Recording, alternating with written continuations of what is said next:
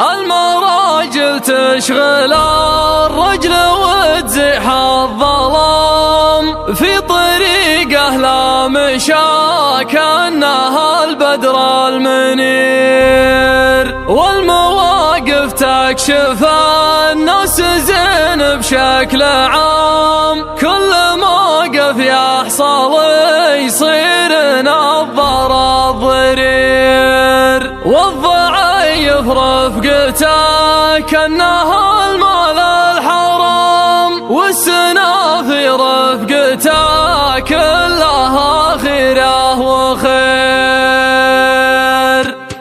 دقت الساعة على وقت فكري بالتمام، والمنبه صار صوته من احساس الضمير، مغترف في دولة الشعر عن كل الزحام، ودي ياخذ راحتي مع هالثلث الاخير، حتى لو وقتي ما يمشي معي حسب النظام، ما قدرت اخذ من اشغالي الشيء الكثير، ولا انا لو اعطي الشعر جلاله تمام كان جبت اللي ما جابه على الساحه جرير. المراجل تشغل الرجل وتزيح الظلام في طريقه لا مشى كأنها البدر المنير، والمواقف تكشف الناس زين بشكل عام، كل موقف يحصل يصير نظر الضرير، الضعيف رفقته كأنها المال الحرام، والسنافي رفقته كلها خيره وخير، والوفا والوصل بين الرياجيل الحشام ثابت وباقي له وان الليالي تستدير، نحفظ الخوه وناقه مع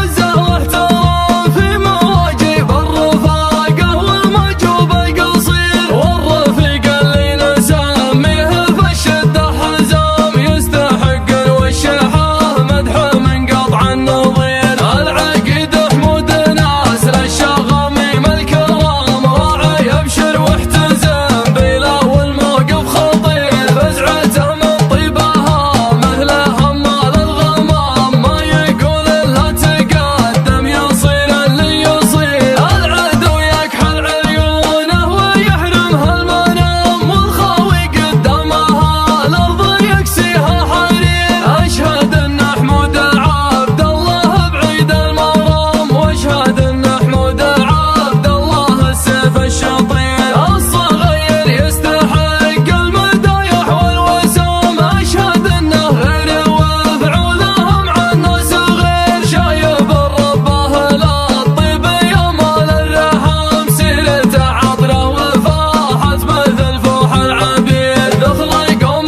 في المواقف والله ما تضام، جمعهم من هيبته يرعب الجمع الغفير، جعلهم في خير وافراحهم في كل عام، الحراره للمواقف والصيت الشهير، عيدوا يا للصغير كبيرين المقام، عيدوا يا للصغير هذا القدر الكبير، انتم اهل الطيبه وسلاله القوم العظام، والمفاخر عندكم سيلها سيل غزير، العفالق ذخلق احضان اشتد الزحام، العفالق منبع الجود والخير الوفير، العفالق ذخلق احضان اشتد الزحام، العفالق منبع الجود والخير الوفير، دقت الساعه على وقت فكري بالتمام، والمنبه صار صوته من احساس الضمير، مغترف في دولة